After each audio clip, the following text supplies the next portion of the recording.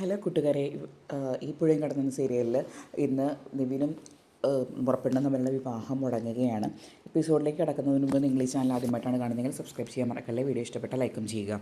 അങ്ങനെ പോലീസുകാർ വന്നിട്ട് കല്യാണ സ്ഥലത്ത് വന്ന് നിൽക്കുകയാണ്. അപ്പോൾ ജയപാലൻ പറയുകയാണ്, ഞാൻ തന്നെയാണ് നിൻ്റെ അച്ഛൻ്റെ കയ്യിൽ നിന്ന് പൈസ തട്ടിയെടുത്ത്, നിനക്ക് എന്താണ് കുഴപ്പം എന്ന് പറഞ്ഞ് ജയപാലൻ വലിയ വീറും വാശിയും കാണിക്കുകയാണ്. അപ്പോൾ ശാരദ ശപിക്കുന്നൊക്കെ ഉണ്ട്, നീ ഒരു കാലത്തും ഗുണം പിടിക്കില്ല, കാരണം നിന്നെ അത്രയ്ക്ക് സഹോദരനെ പോലെ വിശ്വസിച്ചിരുന്ന ആളെയാണ് നീ ചതിച്ചത് എന്നൊക്കെ പറഞ്ഞ് ശാരദ അവർ ശപിക്കുന്നൊക്കെ ഉണ്ട്. അതൊക്കെ ഇന്നലത്തെ എപ്പിസോഡിൽ കാണിച്ചതാണ്. തെളിവുകളും സാക്ഷികളൊക്കെ അവർ കൊടുത്തിട്ടുണ്ട്. അങ്ങനെ വിവാഹത്തിൻ്റെ പന്തലിൽ ഇങ്ങനെ ഇത്രയും പ്രശ്നങ്ങൾ അരങ്ങേറിയപ്പോൾ പിന്നെ ജയപാലൻ്റെ മകൾ പറയും, അച്ഛ ആ പൈസ കൊടുത്ത് വിട്, കാരണം വിവാഹം നടക്കണം, അതാണ് ഏറ്റവും ഇമ്പോർട്ടൻ്റ് ആയിട്ടുള്ള കാര്യം എന്ന്. അപ്പോൾ ജയപാലൻ ശരി എന്നാൽ പൈസ കൊടുക്കാം എന്നുള്ള തീരുമാനത്തിലെത്തും. എങ്ങനെ ശരി, ഞാൻ നിങ്ങൾക്ക് ഇതിന് ഒരു വില ഇട്ടിട്ടുണ്ട്, ആ വില നിങ്ങൾക്ക് തരാമെന്ന് പറയും. അപ്പോൾ പോലീസുകാർ ചോദിക്കും, SI ചോദിക്കും, എത്ര ലക്ഷം രൂപയാണ് നിങ്ങൾ വില ഇട്ടിട്ടുള്ളതെന്ന്. അപ്പോൾ ജയപാലൻ പറയും 30 ലക്ഷം രൂപയാണ് വില എന്ന്. അപ്പോൾ അത് പറ്റില്ല ജയപാല, കാരണം ഞങ്ങൾ ഇതിൻ്റെ വില കണക്കൂട്ടിയപ്പോൾ ഇതിൻ്റെ വില 50 ലക്ഷമാണ്, ആ 50 ലക്ഷം തന്നെ ഞങ്ങൾക്ക് തരണമെന്ന്. അപ്പോൾ ജയപാലൻ പറയും അത് തരാൻ പറ്റില്ല എന്ന്. അപ്പോൾ ജയപാലൻ്റെ മകൾ വന്നിട്ട് പറയുകയാണ്, രാഗിണി പറയും, അച്ഛ ആ പൈസ കൊടുക്ക്, കാരണം കല്യാണം ഇല്ലെങ്കിൽ ഇവിടെ നിന്ന് പോവും, വാ തുറന്ന് നിൽക്കുന്ന പട്ടികൾക്ക് ബിസ്ക്കറ്റ് ഇട്ട് കൊടുക്കാമെന്ന് വിചാരിച്ചാൽ മതിയെന്നും. അപ്പോൾ അത് കേട്ടതോടുകൂടി നമ്മുടെ കാവേരിയുടെ മുത്തശ്ശിയും കാവേരിയുടെ അമ്മയും എല്ലാവരും ചൂണ്ടി നിന്ന് രാഗിണിയോട് ചോദിക്കും, നീ എന്താണ് ഈ പറഞ്ഞത്, പട്ടിയുടെ മുഖത്തേക്ക് ബിസ്ക്കറ്റ് ഇട്ട് കൊടുത്താൽ മതിയെന്നോ? അങ്ങനെ പട്ടിയെ പോലെ ജനിച്ചതും ജീവിച്ചതും വളർന്നൊക്കെ നിൻ്റെ അച്ഛനാണ്. എപ്പോഴെങ്കിലും നീ നിൻ്റെ അച്ഛനെ ഒന്ന് വിളിച്ച് വരുത്തിയിട്ട് ഒന്ന് സ്വകാര്യമായിട്ട് ചോദിച്ചു നോക്കുക, ആരാണ് പട്ടിയെ പോലെ ജീവിച്ചിട്ടുള്ളതെന്ന്. എൻ്റെ മകൻ കഷ്ടപ്പെട്ട് മുറുക്കി കൊടുത്ത പൈസ കൊണ്ടാണ് എൻ്റെ മകൻ അവൻ്റെ മക്കൾക്ക് വേണ്ടിയിട്ട് തോട്ടം വാങ്ങിയത്. അതുപോലെ അവൻ്റെ മക്കളെയും പഠിപ്പിച്ചത് അങ്ങനെ തന്നെയാണ്. എന്നിട്ട് പട്ടിയെപ്പോലെ ജീവിച്ചതും ജനിച്ചതും വളർന്നതൊക്കെ നിൻ്റെ അച്ഛനാണ്. എന്നിട്ട് നീ എൻ്റെ മക്കളുടെ മേലേക്ക് ചാടുന്നോ എന്ന് ചോദിച്ച് മുത്തശ്ശി രാഗിണിയുടെ വായടപ്പിക്കുകയാണ്. അപ്പോൾ രാഗിണിക്ക് പ്രത്യേകിച്ച് ഒന്നും പറയാനില്ല. അപ്പോൾ ജയപാലൻ പറയും, മോളെ നീ മാറി നിൽക്കുക, ഞാൻ കൊടുക്കാമെന്ന്. അപ്പോൾ പറയും, എങ്കിൽ ശരി ഞാൻ കൊടുക്കാമെന്ന്, 50 ലക്ഷം ഞാൻ കൊടുക്കാമെന്ന് പറയുകയാണ് ജയപാലൻ. അപ്പോൾ നമ്മുടെ SI പറയും, SIയുടെ കൂടെ ആ ബാങ്കിലത്തെ സ്റ്റാഫ് ഉണ്ടല്ലോ, അപ്പോൾ അയാളോട് പറയും, ജയപാലൻ്റെ അക്കൗണ്ടിൽ അത്രയും ബാലൻസ് ഉണ്ടോ എന്നൊന്ന് ചെക്ക് ചെയ്യുമെന്ന്. അപ്പോൾ അയാൾ ചെക്ക് ചെയ്തപ്പോൾ പറയും, ബാലൻസ് ഉണ്ട്, എന്നാൽ നമുക്കിപ്പോൾ തന്നെ എഴുതി കൊടുക്കാമെന്ന്. അപ്പോൾ ശരി ഞാൻ എഴുതി കൊടുക്കാൻ തയ്യാറാണെന്ന് ജയപാലൻ പറയും. പക്ഷേ കാവേരി പറയും, എനിക്ക് ഇയാളുടെ പൈസ വേണ്ട, എൻ്റെ അച്ഛൻ വാങ്ങിയ തോട്ടം തന്നെ മതി, കാരണം എൻ്റെ അച്ഛനത്രയും കഷ്ടപ്പെട്ട് ഞങ്ങൾ പെൺകുട്ടികൾക്ക് വേണ്ടിയിട്ടാണ് ആ സ്ഥലം വാങ്ങിയിട്ടുള്ളത്, അത് തന്നെ എനിക്ക് വേണം. അപ്പോൾ SI പറയും, കാവേരി നീ എന്ത് മണ്ടത്തരമാണ് കാണിക്കുന്നത്, ഇത് സിവിൽ കേസാണ്, ഇത് നിലനിൽക്കില്ല എന്ന്.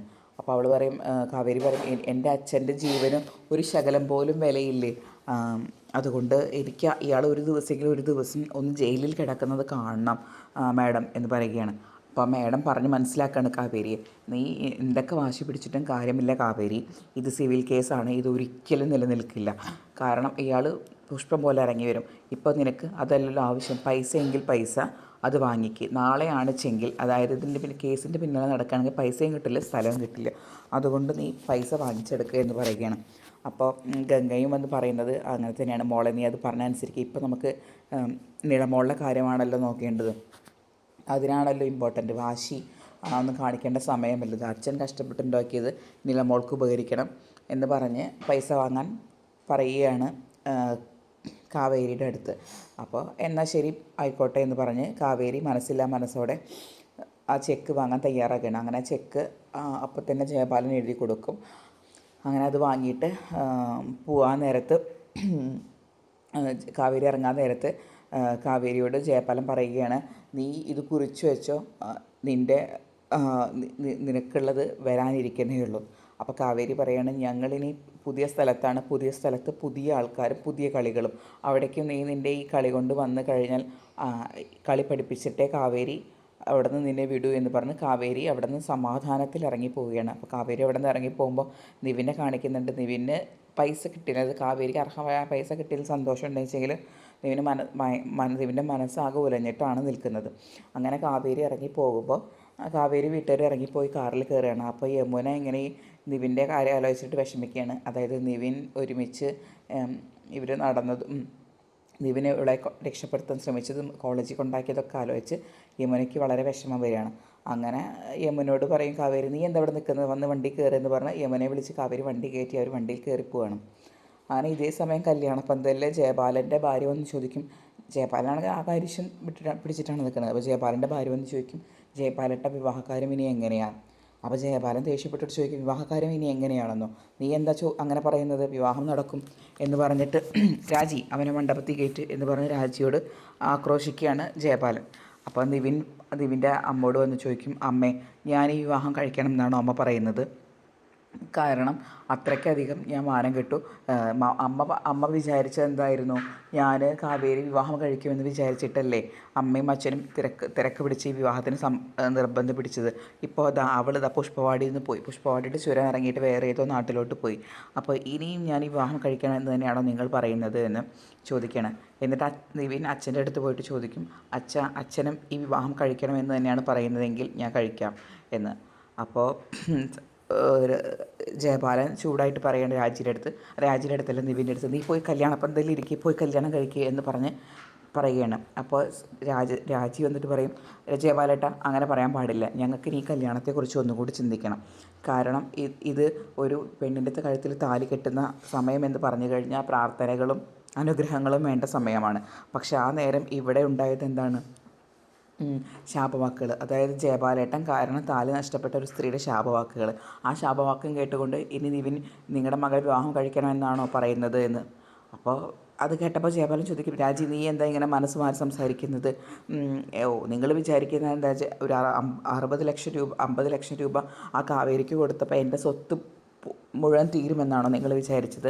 സ്വത്തുണ്ടാവില്ല എന്ന് വിചാരിച്ചിട്ടാണ് എൻ്റെ മോളെ കല്യാണം കഴിക്കാത്തത്. പുഷ്പവാടിയുടെ പകുതി എൻ്റെ പേരിലാണ്, അതിൽ ഏത് ചൂണ്ടിക്കാണിച്ചാലും അത് ഞാൻ അവന് കൊടുക്കും എന്ന് പറയുകയാണ്.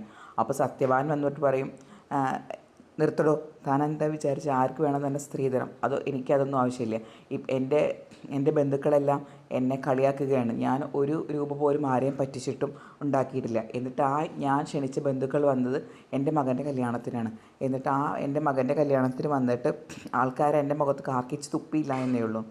അപ്പോൾ രാജശ്രീയോട് ജയപാലൻ പറയും, നിൻ്റെ ഭർത്താവിന് എന്താ ഭ്രാന്ത് പിടിച്ചോ, അവൻ ഈ സത്യവാൻ ചമയുകയാണോ?